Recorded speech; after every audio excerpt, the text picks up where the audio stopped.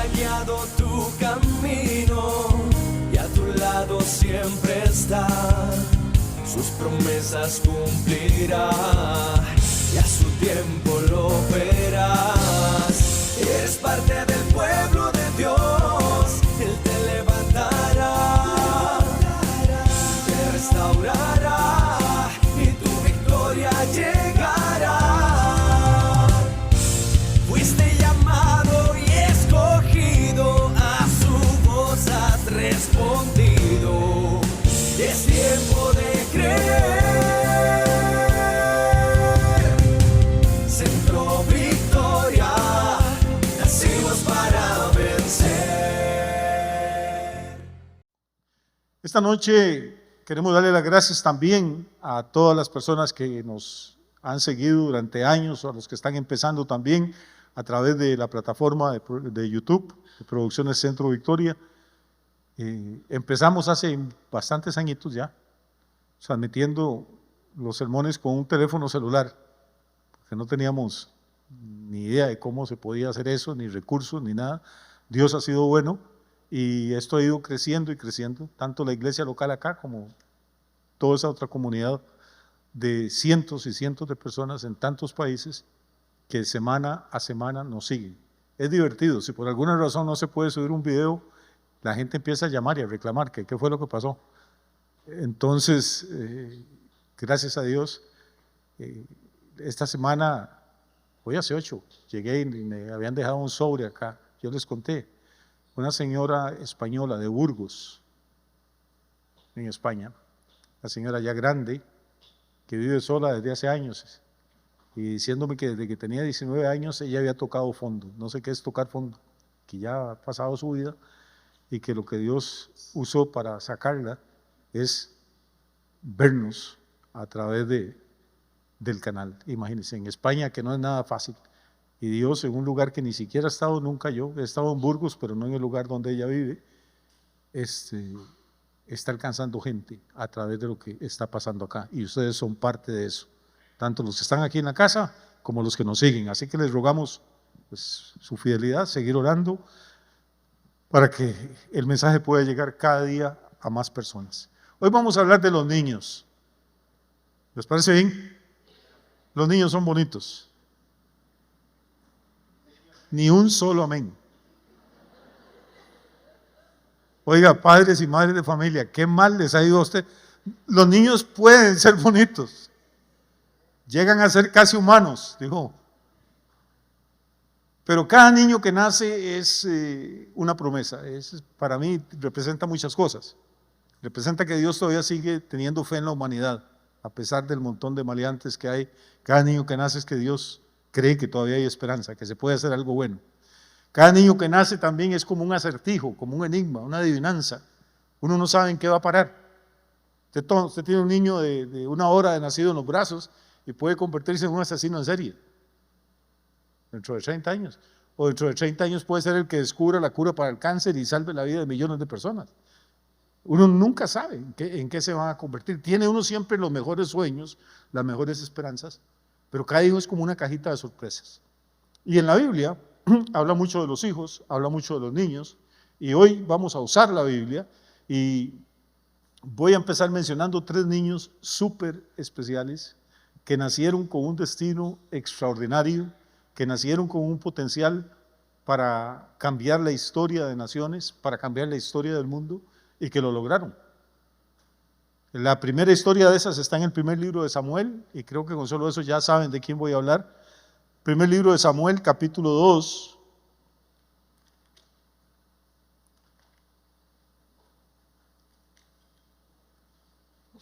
Capítulo 2, el versículo 26. Es una historia muy interesante, después les vamos a explicar por qué. Es un niño que nace en un matrimonio que no podían tener hijos, la señora era estéril. Nace en un hogar con muchos conflictos, el señor tenía 2 esposas, una podía tener hijos, otra no. Y 2 esposas significa problemas de todo tipo, ya se lo puedo imaginar. Y sin embargo, la que no tenía hijos, pues era una mujer temerosa de Dios, una mujer que soportaba en silencio, que yo oraba, ayunaba, clamaba a Dios, hasta que finalmente el Señor lo escucha y le da una palabra profética a través de Elí, del sumo sacerdote, y le dice: vete en paz para tu casa y que el Dios de Israel te conceda las peticiones de tu corazón. Y esta señora no tenía muchas peticiones en su corazón, tenía solo una. ¿Adivine cuál era? Quería un hijo. Y no sé si esa noche o la semana o el mes después, la cosa es que tiene relaciones con su esposo, queda embarazada. Imagínense la emoción. La emoción de quedar embarazada después de tantos años de buscarlo, la emoción de saber que un hombre de Dios habló una palabra sobre ella, sobre ese niño. Y lo más interesante es que ella había hecho un pacto con Dios. Dijo: si me das un hijo, yo te lo voy a devolver, te lo voy a dar para que te sirva todos los días de su vida. Eso es muy fácil decirlo cuando usted no está embarazada, pero cuando está embarazada, cuando parió al niño, cuando lo amamantó, y después tomarlo e irlo a dejar en el templo, eso es un acto extraordinario de fe. No sé cómo sería la vida emocional de este niño, porque creció con un viejito, con un sacerdote que ya estaba viejo, que estaba ya mal de la vista, que tenía unos hijos que eran unos maleantes, unos impíos, que se robaban las ofrendas, que violaban a las mujeres que llegaban al templo. O sea, este muchacho creció, este niño creció sin papá y creció sin mamá. Tienen que entender esto, creció en el tabernáculo. Entonces es muy lindo leer la Biblia, pero ¿cómo sería la infancia de un niño sin padre, sin madre, en un ambiente súper religioso, pero lleno de pecado, lleno de oscuridad, de tinieblas espirituales? La Biblia dice que no había visión en aquellos días, que la palabra de Jehová escaseaba. Y este niño lo ponen ahí cuando tiene 3 años de edad. Y la mamá sube a verlo una vez al año, nada más. Y cada vez que sube le lleva una túnica. Ella le cose una túnica y se la lleva cada año. ¿Por qué se la lleva? Bueno, por una razón muy sencilla. Dice el versículo 26, entonces, del primer libro de Samuel, capítulo 2. Dice: el joven Samuel, ¿qué? ¿Iba qué? Iba creciendo y era acepto delante de Dios y delante de los hombres. Guarde ese versículo por ahí.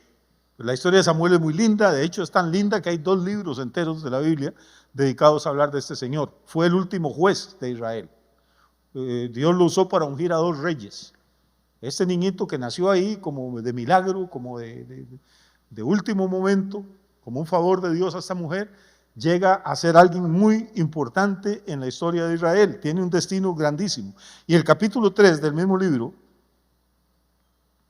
el versículo 19,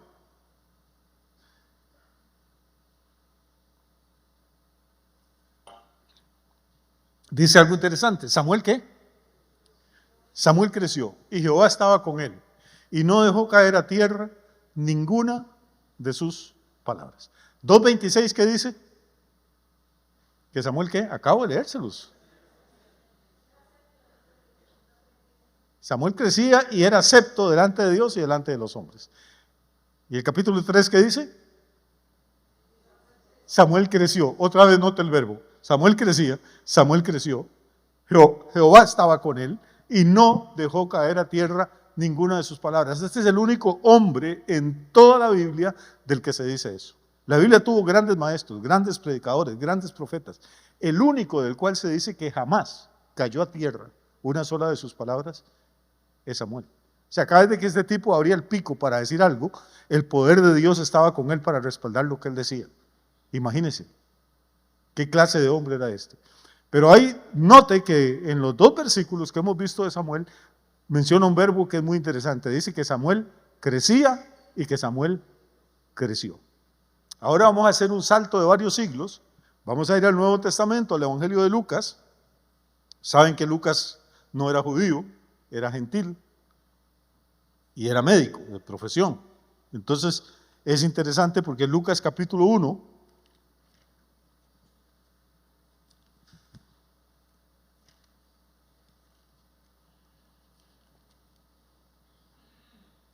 cuando tenga tiempo, lea el capítulo 1 de Lucas, son apenas 80 versículos. Y el último de esos versículos, el versículo 80, dice: el niño, ¿qué? Otra vez hablamos de un niño. El niño crecía y se fortalecía en espíritu y estuvo en lugares desiertos hasta el día de su manifestación a Israel. ¿De quién está hablando? Está hablando de Juan el Bautista. Tenemos otro caso similar, una pareja ya grande, ya eran mayores. El papá también tenía una actividad religiosa, era sacerdote, Zacarías.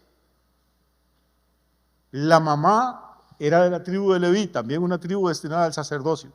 Años de casados y la cigüeña no pasaba por ahí. Esta señora probablemente ya ni oraba por un hijo, porque en ninguna parte se nos dice que estaba orando en ese momento por el niño. El papá le toca ir al templo, ya en ese momento no es el tabernáculo, ya hay un templo. Le toca ir al templo a ofrecer el incienso. Esa semana tenía que servir en el templo. Y a las 3 de la tarde, cuando está ofreciendo el incienso, no hay nadie más a la par de él, y vuelve a ver, y hay una figura a la par. Y el hombre casi cae como muerto, porque ahí no podía entrar cualquiera. Ni siquiera él, si no le tocaba. Y el que está ahí es un ángel de Dios, es Gabriel. Y esta es la tercera vez en toda la historia de la humanidad que Gabriel baja desde el tercer cielo hasta la tierra. Había viajado 2 veces para hablar con Daniel en Babilonia, 600 años antes. Y el mismo ángel que 6 siglos atrás habló con Daniel, está ahora ahí vivo a la par de Zacarías para profetizarle y le dice: vas a ser papá. Zacarías se lleva una impresión, eso es como, porque cuando a uno le dicen esa frase, vas a ser papá, en algunas circunstancias, créame que lo puede traumatizar bastante. Vas a ser papá, vas a tener un hijo, va a ser un hijo extraordinario, tiene un futuro, va a ir delante del Señor, va a abrir camino, va a tocar los corazones de la gente de Israel. Y Zacarías queda tan impresionado que queda mudo. Pero mudo y todo, logró llegar a su casa y dejar embarazada a la mujer. A veces no hay que hablar mucho. Y nace este niño se llama Juan el Bautista, que todos sabemos que era una persona extraordinaria, tan extraordinaria que Jesús dice que entre los nacidos de mujer no ha habido ninguno mayor que Juan. Pero ¿qué dice el versículo 80 de este niño? Dice que crecía y se fortalecía en espíritu y estuvo en lugares desiertos hasta el día de su manifestación a Israel. Entonces ya llevamos 2 niños a los que nacen con un destino grandioso. Pero de los 2 se nos dice algo: no basta con nacer con un destino, tienen que tienen que crecer. Y ahorita vamos a llegarle al asunto porque esto es importante, créame. Ahí mismo, en Lucas, el capítulo siguiente, el capítulo 2, imagino que todos están anotando los versículos, pues no se van a acordar después. En Lucas 2:52 habla de otro niño, igual, nacido milagrosamente, nacido sobrenaturalmente, nacido anunciado por el mismo ángel que había anunciado el nacimiento de Juan. 6 meses después de que Gabriel visitó a Zacarías en el templo, visitó a una muchacha que se llamaba María en Nazaret. Ella queda encinta, el niño nace, y el versículo 52 dice que Jesús, ¿qué? Crecía en sabiduría y en estatura y en gracia para con Dios y para con los hombres. Entonces, estos 3 hombres, que no debían de haber nacido, normalmente, en el mundo natural, no tenían por qué nacer, era imposible que nacieran, uno de una mujer estéril, otro de una mujer anciana, otro de una mujer virgen. Humanamente hablando, no tenía que nacer ninguno, pero los 3 nacen, y nacen con un destino profético, nacen con un destino glorioso, nacen para cambiar la historia. Samuel, la de Israel, para ungir reyes en Israel, para ser el último juez de la nación. Juan el Bautista para convertirse en el más grande entre los nacidos de mujer, y Jesús de Nazaret para convertirse en el Rey de Reyes y Señor de Señores. Pero aparte de esas cosas que tienen en común, los 3 tienen algo en común. Los 3, el Espíritu Santo insiste en que ellos, ¿qué? Crecían. Y aquí está la clave. Los niños son muy lindos, pero tienen que crecer. Y por más lindo que sea su niño o su niña, cuando tiene 3, 4 años, que es la edad en que por lo menos a mí me gustan más. Cuando un niño tiene 3 o 4 años ya camina, ya habla, ya corre, ya es bonito, ya uno puede interactuar bien con ellos. Pero si pasan 10, 15, 20, 30 años y el niño todavía habla y se comporta como si tuviera 3, créame que usted está en serios problemas. No importa si llamaba Samuel, si llamaba Juan o Jesús, si se hubieran quedado niños, no nos hubieran servido de nada. Samuel tuvo que crecer para que ninguna palabra de las que él hablaba cayera al suelo. Juan el Bautista tuvo que crecer para que llegara el día en que él se pudiera manifestar a Israel. Jesús tuvo que crecer para que llegara el día en que se pudiera convertir en el Salvador del mundo. Jesús niño no nos sirve de nada, Juan el Bautista niño no nos sirve de nada, Samuel niño no nos sirve de nada. Por más glorioso que sea el destino, por más sobrenatural que sea el acto de que nazcan, tienen que crecer. Es un imperativo, es una obligación, es una exigencia, es una necesidad. ¿Y por qué estoy contando todas estas cosas? Porque quiero hablar de un cuarto nacimiento, que es el suyo y el mío y el de todos los que estamos acá. Usted y yo tenemos un nacimiento sobrenatural, lo crea o no lo crea, no sé si lo ha pensado alguna vez. No estoy hablando de cuando nació del vientre de su mamá, estoy hablando de que humanamente hablando usted y yo no deberíamos estar en el reino de Dios nunca. Nacimos en otro reino. Muchos de nosotros éramos enemigos de Dios, vivíamos completamente ajenos a las cosas de Dios, ni nos llamaban la atención y hasta las aborrecíamos. Pero Dios en su misericordia, por su gracia, nos permite escuchar el Evangelio. El Espíritu Santo nos redarguye, abrimos nuestro corazón, recibimos a Jesús y la Biblia le llama a eso nacer de nuevo.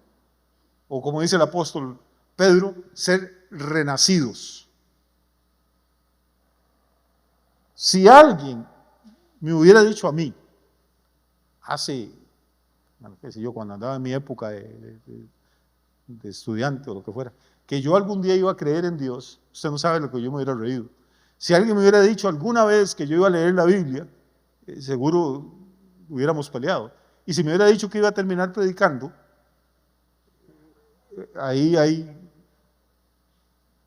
o sea, lógicamente, humanamente, si alguien no tenía derecho a estar aquí, soy yo. Y probablemente si usted lo analiza un poco, usted tampoco. Pero, repito, por su gracia, Dios hace lo que parecía imposible y gente como usted y como yo, un día tomamos la decisión de creerle a Jesús y no solo de creerle, sino entregarle nuestra vida a Él y eso nos hace nacer de nuevo. Y cuando nacemos de nuevo, es exactamente el mismo proceso que en el mundo natural. Nacemos siendo bebés. Y cuando usted tiene bebés en la casa, y aquí hasta el más ignorante sabe estas cosas, puede que usted compre el bistec más caro, el bistec de exportación o de importación más caro y gordo que pueda comprar y más jugoso, pero si usted tiene un niño de 6 meses no le puede dar bistec, o sea, sí puede darle, pero se va a quedar sin niño, se va a morir. Cuando usted tiene un niño de 6 meses y está haciendo una reparación en la casa, no puede ponerle al niño un saco de Bondex encima, porque lo va a quebrar. Cuando usted tiene un niño de 1 o 2 años en la casa, no puede sentarse con él y explicarle que la situación financiera está crítica y que no le puede comprar la camisita nueva que él necesita, porque el niño no entiende ni le importa. No puede decirle que tiene que tomar menos leche porque la leche subió de precio. El niño no sabe de precios, no sabe de mercado, no sabe de oferta y de demanda, no le interesa. Lo único que sabe es que tiene hambre y que usted es su papá o su mamá y que tiene que ver cómo provee para las necesidades de él. No sé si me estoy explicando. Los niños son muy lindos, pero son una responsabilidad. Y hay un tiempo en la vida para todo, como dice Eclesiastés. Hay un tiempo en que nosotros nos desvelamos por ellos, trabajamos por ellos, sudamos, soñamos, oramos, pero también esperamos que ese niño o esa niña crezcan, no solo en estatura, sino en sabiduría, en gracia para con Dios y en gracia para con los hombres. ¿Cuál es la tragedia de la iglesia cristiana hoy en día? De las iglesias cristianas en el mundo entero. Hermano, es que la mayoría de creyentes se resisten a crecer. Sí, hay pecado en las iglesias, sí, claro que hay pecado, pero cada vez que hay pecado hay un escándalo. Pero también hay cosas terribles. Hay una cantidad de miles o de millones de cristianos, cristianas, hijas de Dios, que fueron bebés hace 5, hace 10, hace 30 años y siguen siendo bebés todavía. Y cuando todos en la casa son bebés, tenemos un problema serio, seriosísimo. Porque para que una familia funcione tiene que haber adultos. No sé si me estoy explicando. Ay, pastor, pero no sería muy lindo tener una familia con 12 niños. Sí, ¿quién los cuida? ¿Quién los alimenta? ¿Quién trabaja para...? O sea, solo niños no se puede. Se necesita que haya gente adulta en la familia. Y cuando en una iglesia, si el enemigo no puede hacer que la gente peque, por lo menos va a intentar que la gente no crezca. Y por eso tenemos iglesias donde usted va 20 o 30 años a la iglesia y oye los mismos sermones toda la vida. Es malo adulterar. Usted no necesita ir a la iglesia para saber que el adulterio es malo. Por más inconverso que sea, lo sabe. Puede decir, no, eso es una fiesta y todo, pero en su corazón usted sabe que no está bien. Usted no necesita ir a ninguna iglesia para que le digan que emborracharse es malo, que le hace mal a su salud, a sus finanzas, a su familia. Pero ¿cómo es posible que gente, 20 años después, usted oye los mismos testimonios? Hermanos, yo era borracho, yo era esto, yo era lo otro. Como dijo aquel hermano, yo era gay, a muchos aquí les consta, ¿verdad, pastor?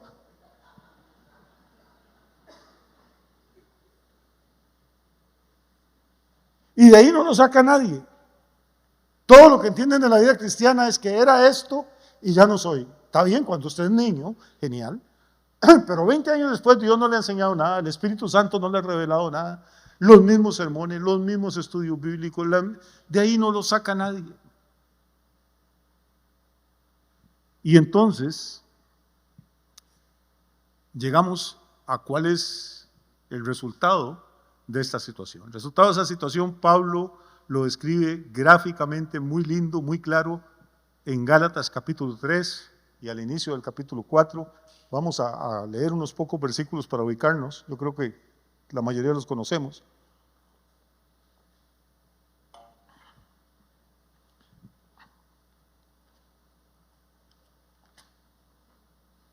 Gálatas capítulo 3 es un capítulo espectacular, de los más hermosos de toda la Biblia. Dice, está hablando de la ley, en versículo 24, Pablo dice, de manera que la ley ha sido nuestro ayo para llevarnos a Cristo, a fin de que fuésemos justificados por la fe. ¿Qué era un ayo? Hoy nosotros no hablamos de ayos, a menos que esté hablando de ayotes. Un ayo era un esclavo especial en la casa, que era el que tomaba al hijo pequeño y lo llevaba de la casa a la escuela. Como era esclavo, no podía irse para ningún lado, ahí se quedaba él, y cuando el niño salía, lo recogía y lo llevaba otra vez a la casa. Ese era todo el trabajo del ayo. Tenía que cuidar al niño. ¿Por qué? Porque es un niño, y los niños no les gusta la escuela, y a veces tienen razón, y prefieren irse a jugar, o los puede secuestrar a alguien si es hijo de un rico. Entonces, la labor del ayo era muy importante. Era cuidar a ese niño, asegurarse que el niño llegaba a la escuela, asegurarse que recibía su lección, tomarlo y llevárselo otra vez al papá. ¿Qué es lo que dice Pablo de la ley de Moisés? Dice que la ley fue como un esclavo, que fue nuestro ayo. ¿Para qué servía la ley? Digo, para tomarnos a nosotros y llevarnos a dónde. No a clases, sino traernos a Cristo. Y una vez que nos dejó en Cristo, ya la ley cumplió su función. De manera que la ley ha sido nuestro ayo para llevarnos a Cristo, a fin de que fuéramos justificados por la fe. Pero venida la fe, ya no estamos bajo ayo, pues todos sois hijos de Dios por la fe en Cristo Jesús. La gente ha interpretado mal este versículo. Todos tenemos que amarnos, dicen, porque todos somos hijos de Dios. Eso no es lo que dice aquí. Dice que todos somos hijos de Dios por la fe en Cristo Jesús. O sea, si usted ha puesto su fe en Cristo Jesús, usted es hijo de Dios. Si no la ha puesto, es criatura de Dios, pero no es hijo de Dios. Dios tiene hijos y el diablo también. Y normalmente no se llevan muy bien. Todos sois hijos de Dios por la fe en Cristo Jesús, porque todos los que habéis sido bautizados en Cristo, de Cristo estáis revestidos. Y ya no hay judío ni griego, no hay esclavo ni libre, no hay varón ni mujer, porque todos vosotros sois uno en Cristo Jesús. Probablemente este versículo 28, usted lo lee así, tal vez no para meditar un poquito, pero es probablemente uno de los versículos, uno de los textos más revolucionarios en la historia de la humanidad. Durante siglos, millones de judíos, al orar, repetían una oración y muchos de ellos la repiten todavía. La oración dice: Señor, Creador del universo, te doy gracias porque no me hiciste ni mujer, ni esclavo, ni gentil. Las tres desgracias más grandes que le podían pasar a un ser humano eran: uno, nacer mujer; otro, no ser judío, o sea, como nosotros, ser gentiles; la tercera, ser esclavo. Y todos los días del mundo esa oración la rezaban y la siguen rezando millones. Y Pablo, de un solo plumazo, si usted lee este versículo que estamos leyendo, echa todas esas barreras sociales, sexuales, religiosas, y dice que en Cristo Jesús ya no hay ni judío, ni griego, ni varón, ni mujer, ni esclavo, ni libre. Eso ni las Naciones Unidas han logrado escribir algo con tan pocas palabras que sea tan revolucionario. Lo que está diciendo, ahora imagínense la situación de una mujer hace pocos siglos, que no era judía y que en la guerra o algo la tomaban como esclava. A esta pobre le caían las tres maldiciones: era mujer, era gentil y era esclava. Imagínense qué vida más desgraciada, qué esperanza podía tener una mujer de estas. Y cuando una mujer que era esclava en aquella época oía predicar el evangelio, se daba cuenta de que había esperanza para ella, de que no importaba que fuera mujer, de que no importaba que no fuera judía, de que no importaba que en ese momento fuera esclava, Cristo había muerto porque la amaba y porque tenía un destino eterno para ella. Eso le cambiaba a uno la perspectiva de la vida. Ahora leemos eso y tal vez para nosotros no significa lo que significaba para un esclavo, para un gentil, para una mujer que oía predicar el evangelio en aquella época. Se le abrió una puerta, se le abrió una esperanza, algo que no tenía antes. Y Pablo sigue hablando, o escribiendo más bien, versículo 30 y 29, dice: y si vosotros sois de Cristo, ciertamente linaje de Abraham sois, y herederos según la promesa. Y aquí está la clave. Si sois de Cristo, entonces ¿qué? Ciertamente. ¿Qué quiere decir ciertamente? Quiere decir sin lugar a dudas, definitivamente. Si sois de Cristo, yo no sé si aquí hay alguien que sea de Cristo que pueda decir amén esta noche, que se le oiga, si usted de verdad es, no, usted es de Cristo. Sí, perfecto, gloria a Dios. Eso no significa que usted es bueno, significa que Dios es bueno. Si usted es de Cristo, entonces no digo yo, dice el Espíritu Santo a través de Pablo, ciertamente, sin lugar a dudas, usted es descendiente de Abraham. Aunque no esté circuncidado, aunque no tenga un pasaporte israelita, que en estos momentos casi mejor no tenerlo. Si usted es de Cristo, ciertamente es linaje de Abraham, el descendiente de Abraham. Y si es descendiente de Abraham, tiene un privilegio que usted no se imagina. ¿Cuál es? Que es heredero según la promesa. ¿Cuál promesa? La que hace miles de años Dios le hizo a un señor ya mayor y le dijo: sal de tu tierra, sal de tu casa, sal de tu parentela, vete a la tierra que yo te mostraré y te voy a bendecir, te bendeciré y haré que seas una bendición para las naciones. Esa es la promesa. Y usted es heredero de esa promesa, que consiste en dos cosas. Una, ciertamente te voy a bendecir. Segunda, y vas a ser te bendeciré y serás, ¿qué? Bendición. Por favor, pay attention. Póngame atención aquí. Écoutez-vous.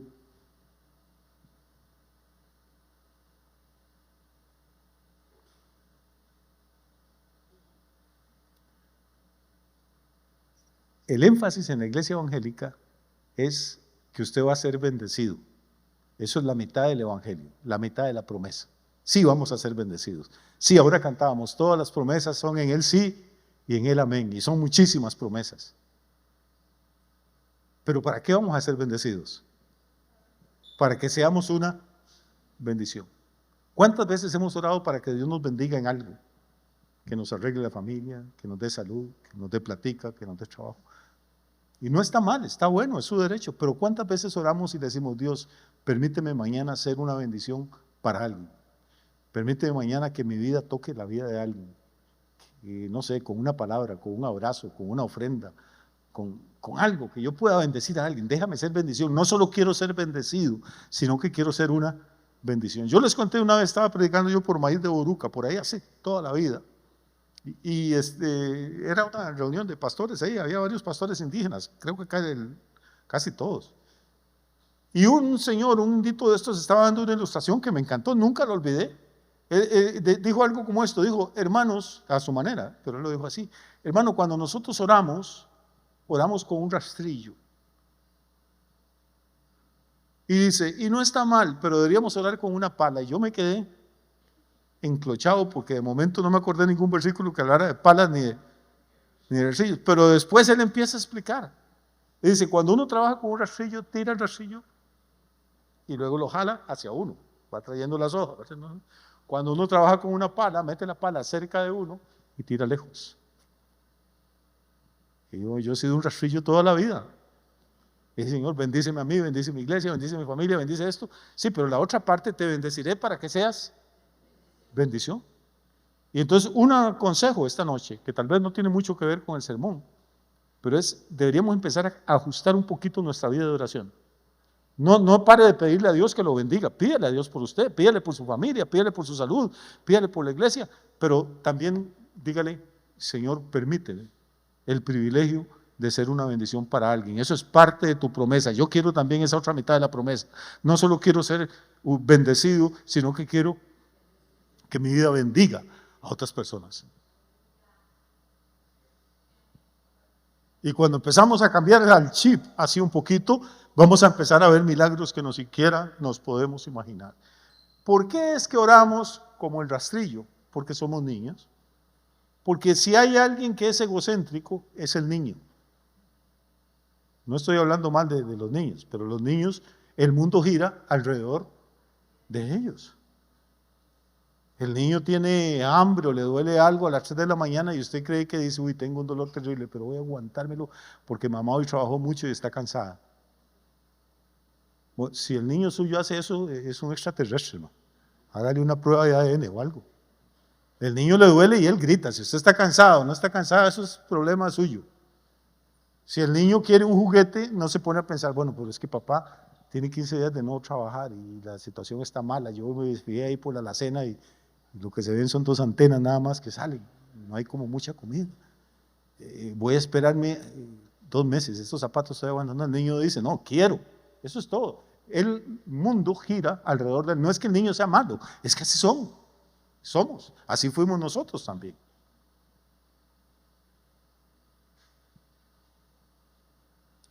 Pero cuando ese niño crece, empieza a ser más considerado, más considerada. A decir, no, y pobrecita mamá. O pobrecito papá. Voy a aguantarme un poquito. Yo entiendo que la situación no está muy bien. Es una señal de que la persona está creciendo. Pero volvamos a Gálatas. Verso 29 del capítulo 3. Si vosotros sois de Cristo, ciertamente el linaje de Abraham sois y herederos según la promesa. Oiga, la promesa de Abraham es gigantesca. Dios bendijo a Abraham en todo. Abraham es el primer hombre al que la Biblia le llama profeta. Abraham es el primer hombre en la Biblia que ora por los enfermos y se sanan. Un poco de mujeres que tenían la matriz cerrada. Abraham es el primer hombre al que la Biblia le llama amigo de Dios. Abraham es el primer hombre al que la Biblia dice que fue justificado por la fe. Abraham es el primer hombre del cual la Biblia no dice que era rico, dice que era riquísimo en oro, plata y ganados. Dios hablaba con Abraham como hablar usted conmigo. De hecho, un día Dios llegó a la tienda de Abraham y Abraham nos invitó a almorzar. O sea, es un tipo extraordinario.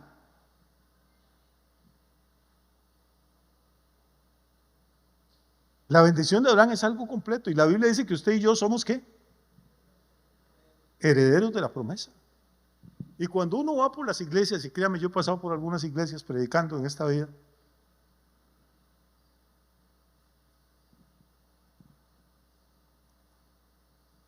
lo que yo menos veo es gente que esté viviendo a ese nivel.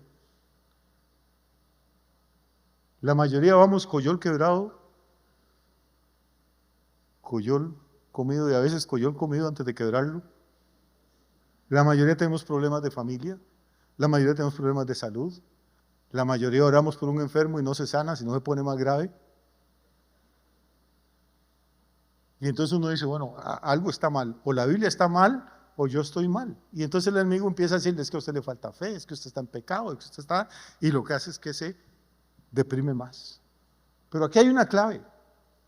Y uno de los problemas que yo le he dicho muchas veces es que la Biblia está mal dividida en capítulos y en versículos, está mal dividida. Entonces ahí termina, en el versículo 29, termina el capítulo 3. Y paramos de leer y decimos, sí, qué bonito suena, pero no, conmigo no funciona. Pero el versículo que sigue no es 3:30, porque no hay, es 4:1. Y si usted lee el 4:1, va a empezar a entender algo. Pero también digo, entre tanto que el heredero es niño, vamos a ver, acaba de decir en el 3:29 que si estamos en Cristo, somos simiente de Abraham y herederos según la promesa, herederos. Pero también digo, entre tanto que el heredero es niño, ¿se da cuenta? Es la misma idea, es el mismo argumento. También digo, entre tanto que el heredero es niño, en nada difiere del esclavo, aunque sea señor de todo. ¿En qué se diferencia un niño del esclavo que lo llevaba a clases, del ayo? En nada. Bueno, el esclavo es de un color y el niño de otro, el esclavo es grande, no, el esclavo gordo y el niño flaco, no. Legalmente no se diferencia de nada. Ahora, note lo interesante que Pablo está diciendo, hermanos, porque es que esto es importante. No dejemos que se nos vaya, no se me distraiga. En tanto, o sea, mientras el heredero es niño, no se distingue, no se diferencia en nada del esclavo, aunque ¿qué? Aunque es ¿qué? ¿Señor de qué? Entonces aquí tengo a un niño de 3 años, es hijo de Bill Gates, y le espera, es hijo único, le espera una herencia, qué sé yo, no sé, la última vez que hablé con Bill tenía como 7,000 o 8,000 millones de dólares, no sé ahorita cómo estará.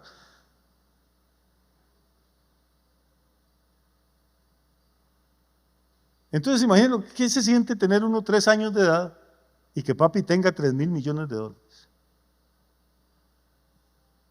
Y ese niño no sabe, porque no entiende nada de leyes, que su papá fue a un despacho de abogados y redactó un documento completísimo donde lo nombra heredero universal. A ese niño de 3 años. El niño no sabe, pero es dueño de rascacielos, es dueño de empresas, es dueño de acciones de no sé cuántas empresas en el mundo, es dueño de terrenos, de yates, de aviones. Pero si él quiere comerse un chocolate, tiene que pedírselo a algún empleado, porque no puede ir a la tienda a comprarlo. No sé si me estoy explicando o no. Es que es tan fácil. Entonces, ¿en qué se diferencia el hijo de Bill Gates del mío, que quiere comerse un chocolate y también tiene que pedirme la plata a mí? En nada.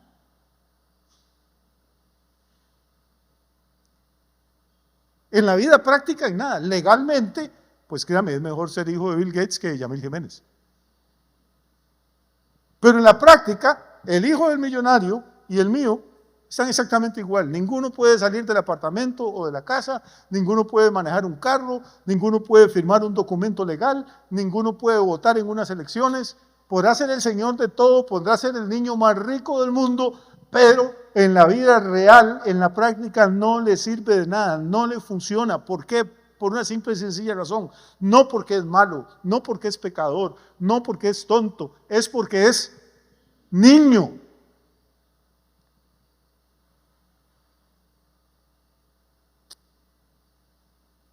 Y por eso una iglesia que está llena de niños, pues una iglesia que está en problemas, porque legalmente somos herederos de todas las bendiciones de Abraham, pero en la vida práctica no podemos disfrutar de ninguna de esas.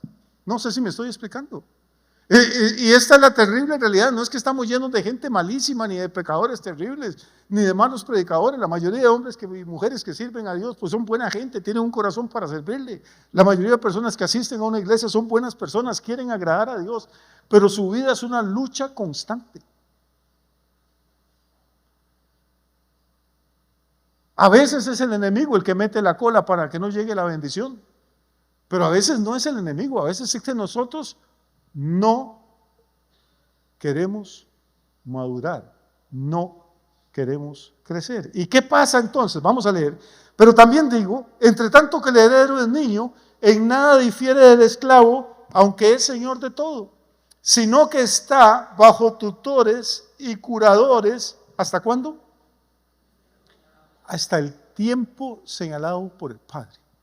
Hay una herencia espectacular, y la Biblia dice eso, hay una herencia incontaminada, incorruptible e inmarcesible, reservada, dice Pedro, en los cielos para vosotros. O sea, una herencia que tiene su nombre. Hay un documento legal, pero no vamos a poder disfrutar de eso hasta el tiempo señalado por el Padre. ¿Y cuál es el tiempo señalado por el Padre? Cuando alcancemos la mayoría de edad espiritual. Cuando dejemos de ser niños y niñas y nos convirtamos en hombres y mujeres adultos en el reino de Dios. Y si usted tiene unos 10 minutos, ahorita vamos a tratar de explicar más o menos cómo funciona esto, porque es importante. ¿O no? Mire, hermano, déjeme explicarle una cosa. Es que usted puede comprar 20 libros. Yo no sé cuántos libros habré leído yo en mi vida, pero hay libros de cómo ganar tu victoria, cómo derrotar al enemigo, cómo conseguir respuesta a tus oraciones, cómo esto. Todos esos manuales, perdónenme con todo respeto, pues yo he escrito algunos también, no sirven de nada. En manos de un niño no sirven de nada. ¿Por qué? Porque el padre no va a soltar su herencia hasta que usted no madure, no importa cuántos libros lea. No importa cuántos cultos asista. Verso 2 dice, está bajo tutores y curadores hasta el tiempo señalado. ¿Por quién? Oiga, hay bendiciones que están siendo retenidas no por culpa de Satanás, sino que es el Padre el que no quiere soltarlas. ¿Por qué, hermano? Porque imagínense lo que es darle a un niño de 10 o 12 años un Maserati, un Bugatti, un Lamborghini, comprarle una moto de 1500 centímetros. Sería usted el padre más irresponsable del mundo. Aunque tenga la plata para comprarle 1000 motos, no le dé ninguna a ese niño porque se va a matar. Imagínense lo que es darle de pronto a un adolescente, y voy a usar un nombre propio, no me gusta usarlo, pero es una historia que es conocida, está en las redes y todo. Hace pocos años murió un cantante extraordinario, Camilo VI, cantante español, no se llamaba Sesto, era Camilo Blanes, pero artísticamente se le conocía como Camilo VI. Es el tipo que lo tenía todo, tipo extraordinariamente bien parecido, una voz impresionante, todas las canciones que cantaba, él escribía las letras, unas letras geniales, e hizo un montón de dinero, y me alegro mucho de que haya hecho tanto dinero.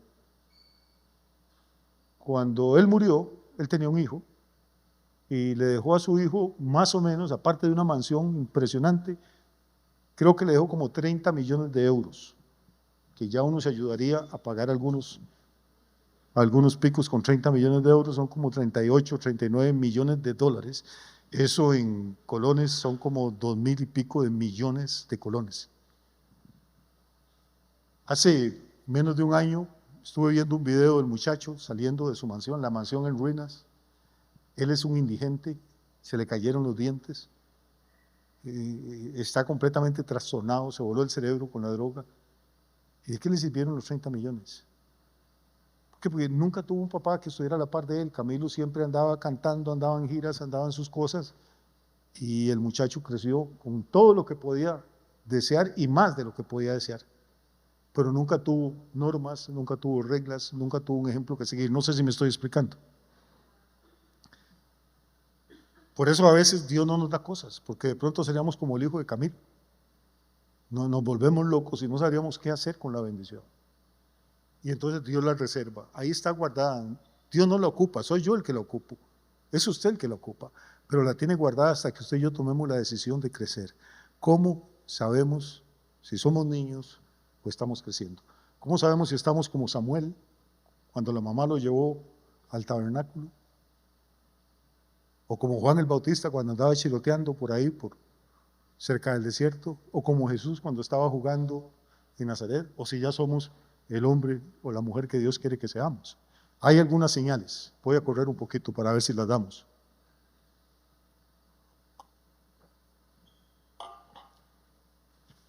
Una de las primeras es la dieta. La dieta de un niño no puede ser igual a la de un adulto. Los niños normalmente necesitan cosas muy suaves, necesitan leche. ¿Se acuerda? Primera de Pedro capítulo 2, versículo 2, dice: desead como niños, ¿qué? Recién nacidos, la leche espiritual no adulterada. Hermano, ¿qué es lo que le gusta a la gente oír en las iglesias? Es leche, algo que no haya que pensar, algo que no haya que comprometerse, que es que el pastor habló y no le entendí nada. Bueno, a veces tiene razón ustedes, el pastor hace unos enredos, pero es que a veces hay que hacer esfuerzos mentales. La gente viene a la iglesia y se sienta ahí a oír y se va, como ir llover. Bueno, pues si usted va a estudiar así a la universidad o al colegio, mi hermano, se queda. Uno trata de ir, de sentarse, de poner atención, de llevar, aunque sea. Yo pasé 5 años por el colegio con un cuaderno, pero arrollado en la bolsa de atrás del pantalón, pero llevaba el cuaderno. Eso impresionaba mucho a los profesores. Y otros compraban juegos de geometría, estuches, el cuaderno de vida, el de tareas, el de estudios sociales, el de más. Había que echar un bulto. No, yo nunca tuve bulto, nunca anduve nada de esas cosas. Pero cuando yo estaba en clase yo ponía atención. Si daban fechas o nombres, yo sacaba el cuaderno y no ponía todas las burradas que decía el profesor, pero ponía la fecha, ponía el nombre. Pero uno ve que en las iglesias eso no ocurre. La gente no quiere pensar, no quiere escribir, no quiere estudiar. Pero quieren que Dios los bendiga. No hay nada mágico. Con oír sermones usted no va a ser bendecido. A punta de leche se va a quedar anémico y raquítico toda la vida. Claro, desead como qué. Pastor, pero es que Pedro dice que hay que desear la leche espiritual. Sí, pero como niño recién nacido. Pero ya este es un mamulón de 40 años. Y va a seguir pidiendo el chupón. Y lo que quieren oír es que Dios les ama, que ellos son buenos, que Dios los va a bendecir, que Dios los va a prosperar. Pablo dice, muy triste, le escribe a los Corintios, dice: hermanos, cuando yo fui a visitarlos, llevaba vianda para darles. Pero no pude porque ustedes eran niños, dice, y tuve que darles leche. Oiga, Pablo dice que lo que le dio a la iglesia en Corinto era leche. Y tenemos 2000 años de estar rompiéndonos la cabeza con primera y segunda de Corintios. Todavía no hemos entendido lo que dice. ¿Qué es el tema del velo? ¿Qué es el tema de por causa de los ángeles? ¿Qué es ese asunto de las lenguas? Hay iglesias que se dividen todavía, denominaciones que se parten, porque no nos ponemos de acuerdo con primera y segunda de Corintios. Dice Pablo, eso era leche lo que les di. Y uno se pone a pensar, caray, ¿cómo habrá sido la vianda? ¿Cómo habrá sido la revelación que Pablo tenía y que quería darle a esta gente, la enseñanza que quería darles, y no pudo? No porque Pablo fuera malo, es porque ellos eran niños. ¿Qué cosas querrá revelarnos el Espíritu Santo a nosotros, hermano? ¿Qué cosas querrá darnos Dios? Pero si no crecemos, si no maduramos, si no pagamos el precio, pues nos vamos a morir tomando leche. Que nos alcanza para eso, para no morirnos, pero no mucho más. Los niños tienen una dieta diferente a los adultos. Los niños son inconstantes. Los niños hoy quieren una cosa, mañana quieren otra. Ven un anuncio en la televisión, mami, yo quiero eso. La semana siguiente sale otro anuncio, otra cosa, ya no quiero aquel, quiero ese. La inconstancia es una marca de los niños. Fueron a la escuelita y hoy vengo y tengo mi mejor amigo. La semana siguiente están tristes porque se pelearon con su mejor amigo y ahora el mejor amigo es otro. No es que son malos, es que son niños. Pablo escribe en Efesios y dice: para que ya no seáis niños fluctuantes, llevados de aquí para allá por todo viento de doctrina. ¿Qué quiere decir fluctuante? Que cambia, que fluctúa, que se mueve, que son inconstantes. Y la Biblia dice que el hombre inconstante no recibe nada de parte de Dios. Hoy quiero ir al culto, mañana no quiero ir, hoy quiero orar, mañana no, hoy me gustó el sermón, mañana, el de la semana pasada no me gustó, entonces no vuelvo a la iglesia. Nunca sabe uno.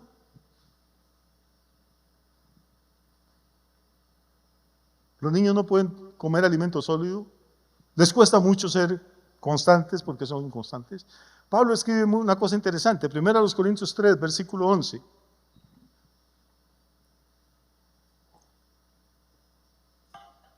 ¿Lo tienen? 1 Corintios 3. Uy.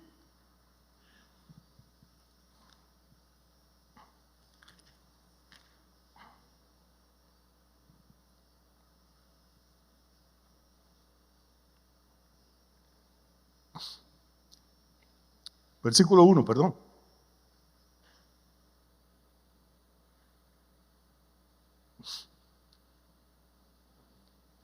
Dice, de manera que yo, hermanos, no pude hablaros como qué, como espirituales, sino como. ¿Y qué dice después? Ok, entonces los hermanos carnales no es porque son malos, es porque son niños en Cristo.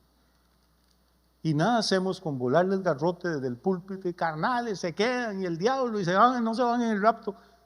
Al niño esas cosas no le interesan. Lo que necesitamos no es tanto regañarlo, lo que necesitamos es que la gente crezca. Y el versículo 2 de 1 Corintios 3 dice, os di a beber leche y no vianda, porque aún no erais capaces, ni sois, ¿qué? Ni sois capaces todavía. Esa era la tristeza de Pablo, ese era el dolor de Pablo. Yo a veces pienso, ¿qué sentirá el Señor en el corazón cuando nos ve a nosotros? Cuando vuelve a ver arriba y ve la herencia que tiene guardada para nosotros. Y decir, caramba, ya este muchacho lleva 7 años en la iglesia, 20 años, y todavía no está listo para entregarse. No crece, no madura. Y entonces tenemos que estar bajo ayos y bajo tutores. Porque el Padre ha señalado un tiempo, y no es la venida de Cristo, es cuando nosotros nos dispongamos a crecer. Pablo escribe y le dice a los corintios, cuando yo era niño, pensaba como niño, hablaba como niño, actuaba como niño. Pero cuando fui hombre, dejé atrás las cosas que eran de niño. Los niños no ayudan mucho en la casa, ¿verdad que no?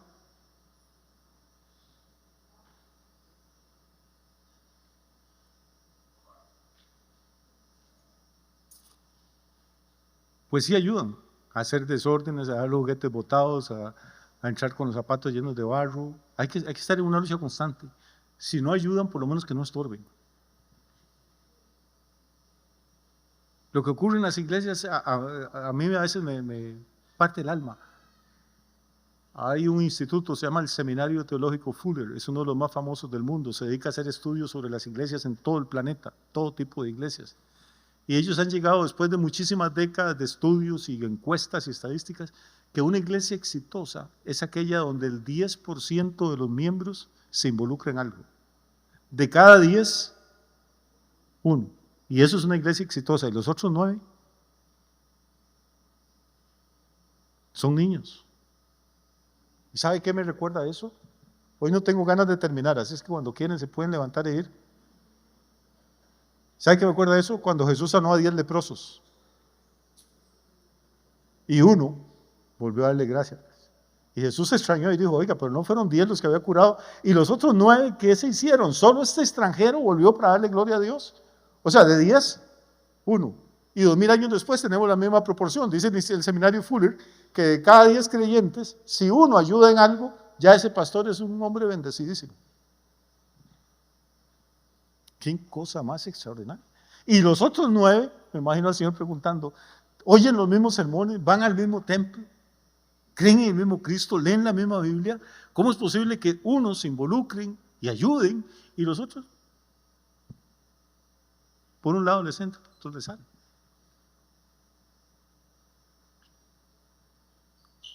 Y cuando hay niños, más bien el tema no es que no ayuden, es que a los niños hay que dedicarles más atención. Que papito, bájese de esa silla, mamita, que haga eso. Y hemos llegado a una situación en las familias en que hoy tenemos muchachas de 15 años que la mamá tiene que decirle: mamita, recoja los calzones que dejó en el baño. Papito, el plato del desayuno, haga el esfuerzo, aunque se le haga una hernia, levántelo y lo pone en el fregadero. Y no es nada, que se enojan. Que no lo levanta María, siempre soy yo que tengo que estarlo levantando.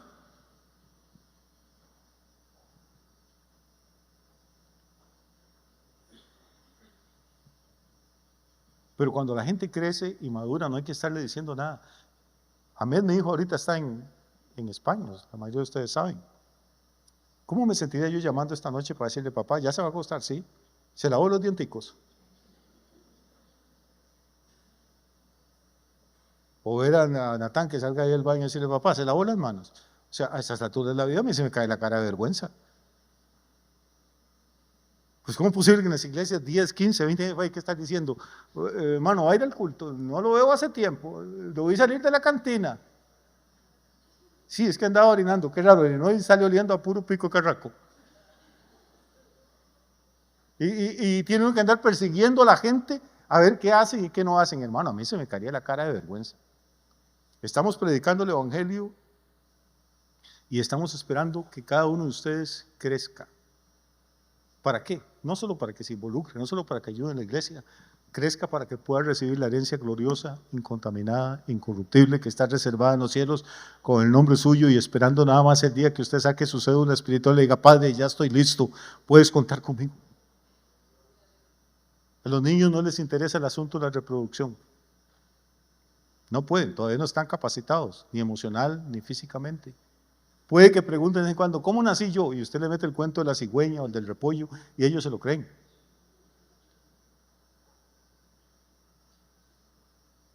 Por eso la iglesia está llena de gente que no están interesadas en la reproducción espiritual. En la física sí da gusto.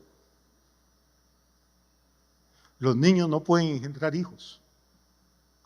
Las iglesias están llenas, en cada iglesia, de cada 100 hermanos, hay 1, 2 o 3 que ganan almas, que se preocupan por ir a un hospital, a una cárcel, a predicar, a hablarle a un vecino. Pero el resto no es con ellos. Los niños no tienen ninguna preocupación financiera, no saben cómo funcionan las finanzas del papá ni de la mamá. Para esa Navidad quiere una bicicleta. ¿Usted cree que el niño hizo un estudio de mercado a ver cuánto valen las bicicletas y a dónde están más baratas y a dónde se pueden comprar sin impuestos o cómo las puede uno contrabandear de Panamá? No, él quiere bicicleta y pide lo que cueste y todo. Papá y mamá, cuando una iglesia está llena de niños, hermano, les encanta que... ¿Qué mal estuvo el sonido ayer, pastor? Sí, hermano. Esa mesa está un poco dañada, tiene 14 años y costó 12 millones hace 14 años.